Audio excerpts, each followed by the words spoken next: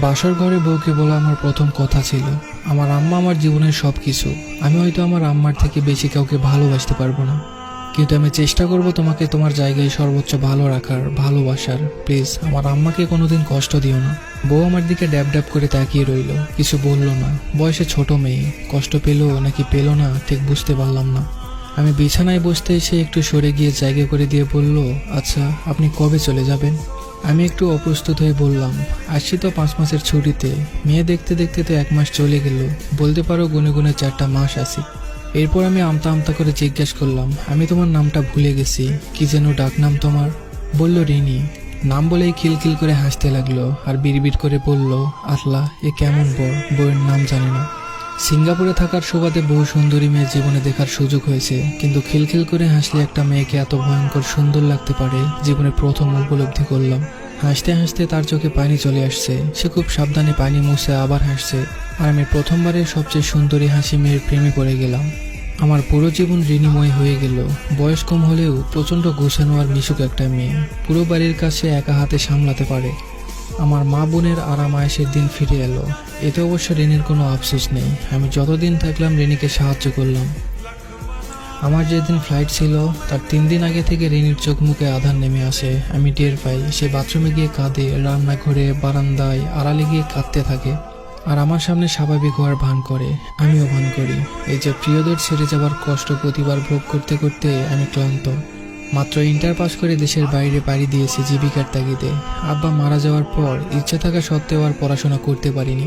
17টা বছর প্রবাসে জীবন কাটিয়েছি। এখন আর হাউমাউ করে দুঃখ গায়ে মাখাতে মন চায় না, মনকে পাথর করেছি। তবে এবার আমার পাথরে মন কেন যেন গলে যেতে চায়। সিঙ্গাপুরে আসার পর প্রতিনিয়তই বাড়িতে কথা হয়, আম্মার সাথে, ছোট বোন রেহানা আর রিনির সাথেও। এবার মনটা কেমন যেন ছটফট হয়ে আছে, কাজে মন বসে না, বারবার বাড়ির কথা মনে পড়ে। মাস 3 পর খবর পেলাম আমার রিনি মা হচ্ছে। খবরটা পেয়েছে আম্মার কাছে। অনেকবার চেষ্টা করার পরেও রিনির সাথে কথা বলতে পারলাম না সেদিন। সে লজ্জায় আমার সাথে কথা বলতে পারছে না।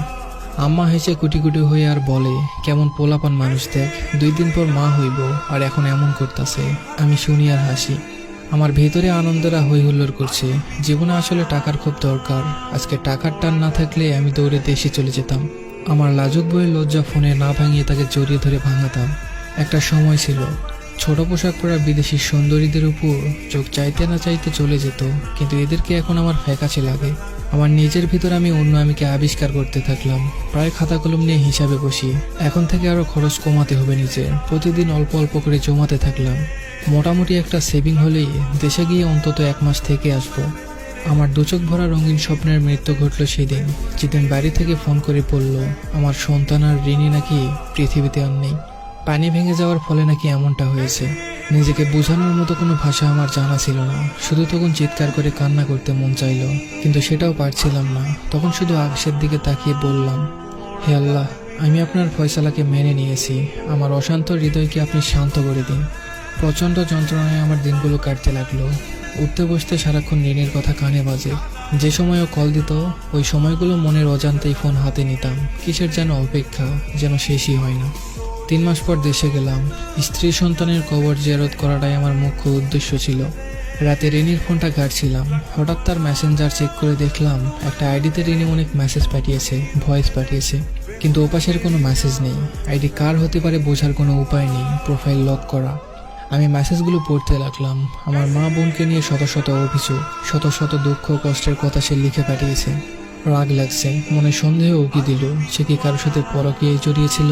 পরের দিন সকালে আমি টাকা দিয়ে সেই আইডিটা হ্যাক করাই, লগ ইন করে বোকা বনে যাই। ফেক আইডি, কোনো ফ্রেন্ড নেই, রিনি ছাড়া কোনো পোস্টও নেই। লগ ইন ডিটেলস চেক করে বুঝলাম এটা রিনিরই আইডি, আর সে তার কষ্টগুলো আমাকে না বলে এখানে লিখে রেখেছে। অনেক জানা অজানা সত্য আমি জানতে পারলাম। সে আমাকে কেন বলেনি তা বুঝতে আমার আর বাকি রইল না।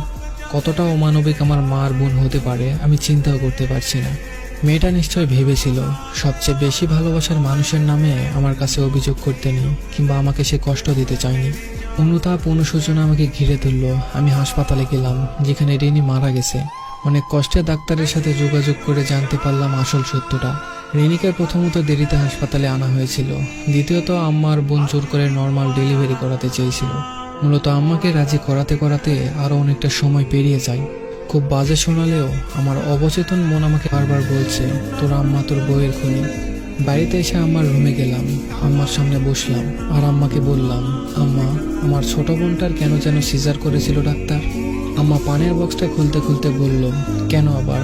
পানি ভাঙার ডর ছিল, ডাক্তারই তো কইল করতে, আল্লাহ বাঁচাইছে, সময় মতো করা গেছে। আম্মার উত্তরে আমার কলিজায় আগুন জ্বলে গেল। যেটা নিজের মেয়ের বেলায় ভাবতে পেরেছে সেটা রিনির বেলায় পারল না। একজন নারী হয়ে অন্য নারীর প্রতি এতটা অবহেলা। কোনো মতে ধৈর্য ধরে বললাম, আম্মা আমি কি আপনারে কখনো কষ্ট দিছি, ভালোবাসা কম দিছি? আম্মা এবার একটু অবাক হয়ে বলল, কেন বাজান, কি হয়েছে? এডি কুচকেরে। আমি আম্মার হাত ধরে বললাম, আম্মা আমি আপনারে এত ভালোবাসি, তাই জানতে চাই আমার দ্বারা আপনি কষ্ট পাইছেন কিনা।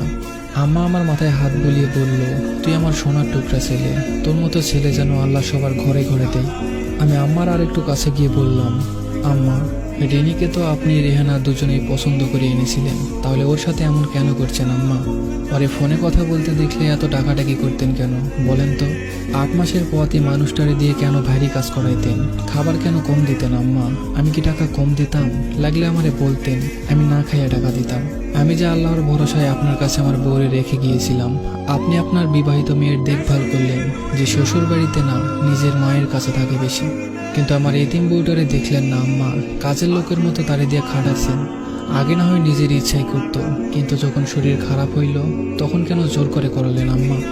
আম্মা আমার হাত ছেড়ে দিয়ে চিৎকার করে বলল, মরার আগে এমন মিথ্যা কথা কইয়া গেছে আমার নামে, আল্লাহ আমারে তুমি উঠাই নাও, তুমি বিচার করো, কবরে আগুন জ্বলবো। আম্মার চিৎকারে বোনের ভাতিজিও ছুটে এলো। আমি বোনের দিকে তাকিয়ে বললাম, তোর সিজারের টাকা কে দিয়েছিল? আমি। তোর অনার্স পাস কে করাইছে? আমি। তোর জামাইয়ের আবদার কে মেটাই? তোর সংসার কয়দিন পর পর কার টাকায় জোড়া লাগে? আমার টাকায়। তাহলে আমার সংসারটা ভাঙলি কেন বলতে পারবি? বোন আমার হুঙ্কার ছেড়ে বলল, ও তুমি আমাকে বিচার করতে দেশে আইছো? তোমার বউ যে এত কুটনা আগে বুঝিনি, এত মিথ্যুক। ছি। আমি কিছুটা রেগে গিয়ে বললাম, মিথ্যুক তো তোরা, যত রকমের অমানসিক নির্যাতন করেছিস, এমনকি তুই তার গায়ে 2 দিন হাত তুলেছিস। আমার আম্মা সেটাকে আবার সঠিক রায় দিয়েছে, অথচ সে আমাকে কিছু বলল না। বোন এবার মস্করার সুরে বলল, ও তোমার ভালো বউ কিছু বলে নাই, তাহলে এগুলি এখন তোমার বউয়ের ভূত এসে বলে গেছে। ইচ্ছা হলো চর মেরে ওর দাঁতগুলা ভেঙে দেই। ওর বাচ্চাটা সামনে দাঁড়ানো, তাই নেহাত ছেড়ে দিলাম। রাগে কিরমির করতে করতে বললাম, নিজে না পড়ে তোকে পড়িয়েছি। তোর উচিত তোর জামাইয়ের অতিরিক্ত চাহিদায় নিজে ইনকাম করে মেটানো, যেহেতু নিজের পছন্দেই বিয়ে করেছিস। রেহেনা বিলাপের সুরে বলল, নিজের আপন ভাই বোনকে এমন খোঁটা দিতে পারলো পরের বাড়ির মেয়ের জন্য? এমন দিনও আসলো আমার জীবনে। আমি আম্মাকে বললাম, আম্মা আমি তো সিজারের জন্য টাকা দিয়েছিলাম আলাদা করে, তাহলে আপনি করাইতে চান নাই কেন? আপনারা রেহানার এত আপত্তি থাকার কি আর কোনো কারণ ছিল? আম্মা জোর গলায় বলল, কে কইছে আমরা করাই নাই? ডাক্তাররে আমরা কইছি টাকা যা লাগে লাগুক, অপারেশন করান। হেরা না করলে আমরা কি করব? খুদাই মিশা দোষ দিবে না। আম্মার সহজ সরল মিথ্যা আমার কাছে বিষের মতো লাগছে। আমি দীর্ঘশ্বাস ফেলে বললাম, আম্মা আমি খবর নিয়ে আসছি, সিজারের টাকা আপনি আপনার মেয়ের জামাইকে দিয়েছেন তার জমি কেনার টাকা শর্ট পড়ায়। আপনি আপনার মেয়ের সংসার বাঁচালেন আর আমার সংসারটা ভেঙে দিলেন। আমার মাসুম বাচ্চাটারে মেরে ফেললেন। এ আপনার কেমন বিচার আম্মা? আম্মা কাঁদো কাঁদো গলায় বলল, হায়াত মৌত আল্লাহর হাতে, তুই আমারে দোষ দিতে পারিস না। কোথায় যেন হাদিসটা পড়েছিলাম, তুমি তোমার বাবা মায়ের সাথে তর্ক করো না, এমনকি তাদের জুতোর সাথেও না, যদিও বা তুমি সঠিক হও। নিজেকে সামলে নিয়ে আম্মার দিকে তাকিয়ে শান্তভাবে বললাম, আল্লাহ বলেছে চেষ্টা করতে, আপনি এবং আপনারা করেন নাই, বরং আরো খারাপ করেছেন। তারে তিলে তিলে শারীরিক মানসিক যন্ত্রণা দিয়ে মেরেছেন। সে যদি আমাকে নালিশ করত তাহলে সত্য মিথ্যা মিশানোর সুযোগ ছিল, কিন্তু যে মানুষ নিজের সাথে কথা বলে তার মিথ্যা বলার দরকার হয় না।